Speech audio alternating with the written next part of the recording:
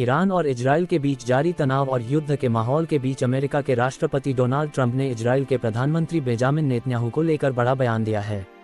Trump ने कहा है कि इजरायल के राष्ट्रपति इसाक हर्जोग को तुरंत नेतन्याहू को माफी दे देनी चाहिए ताकि वे पूरी तरह ईरान के खिलाफ चल रही जंग पर ध्यान दे सकें। ट्रंप का कहना है कि जब देश युद्ध जैसी गंभीर स्थिति से गुजर रहा हो तब प्रधानमंत्री का ध्यान अदालत के मामलों में बंटना सही नहीं है। ट्रंप ने अमेरिकी मीडिया को दिए एक इंटरव्यू में बताया कि वे लगभग हर दिन नेतन्याहू से बातचीत करते हैं और ईरान के खिलाफ चल रही सैन्य कार्रवाई पर चर्चा करते हैं। उन्होंने कहा कि नेतन्याहू इस समय इजरायल की सुरक्षा और युद्ध की रणनीति में व्यस्त हैं, इसलिए उनके ऊपर चल रहे केस का दबाव खत्म होना चाहिए। ट्रंप ने ये भी कहा कि अगर नेतन्याहू को माफी नहीं दी गई तो इससे इजरायल की जंग पर असर पड़ सकता है। दरअसल बेंजामिन नेतन्याहू साल 2020 से भ्रष्टाचार के कई मामलों का सामना कर रहे हैं। उन पर आरोप है कि उन्होंने कुछ अरबपतियों से महंगे तोहफे लिए थे।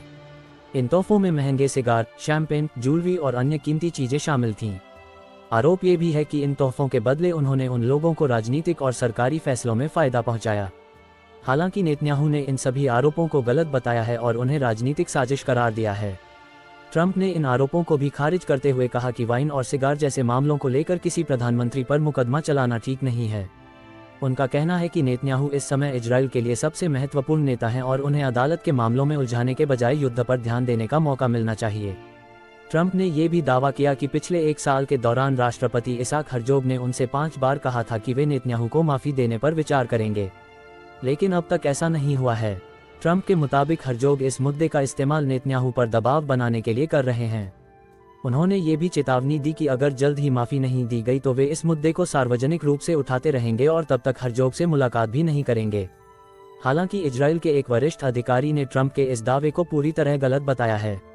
अधिकारी का कहना है कि राष्ट्रपति हर्जोग ने कभी माफी देने का वादा नहीं किया था। उन्होंने केवल इतना कहा था कि अगर इस तरह की अपील आती है तो वह कानूनी प्रक्रिया के अनुसार उस पर विचार करेंगे। राष्ट्रपति हर्जोग के कार्यालय ने भी इस मामले पर बयान जारी किया है। बयान में कहा गया है कि इजरायल एक संप्रभु देश है और यहाँ सभी फैसले कानून और संविधान के अनुसार ही लिए जाते हैं।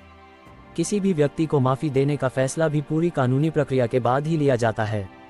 कानूनी विशेषज्ञों का कहना है कि अगर अभी नेतन्याहू को माफी दी जाती है तो इसे विदेशी राजनीतिक दबाव के रूप में देखा जा सकता है और इस फैसले को इजरायल के सुप्रीम कोर्ट में चुनौती भी दी जा सकती है। इसलिए यह मामला बेहद संवेदनशील बन गया है।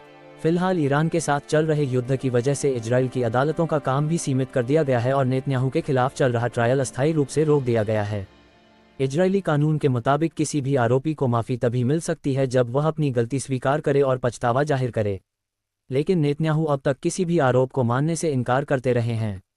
यही वजह है कि यह मामला अभी पूरी तरह खत्म नहीं हुआ है और आने वाले समय में ये देखना दिलचस्प होगा कि क्या नेतन्याहू को माफी मिलती है या फिर उन्हें अदालत में अपने ऊपर लगे आरोपों का सामना करना पड़ेगा।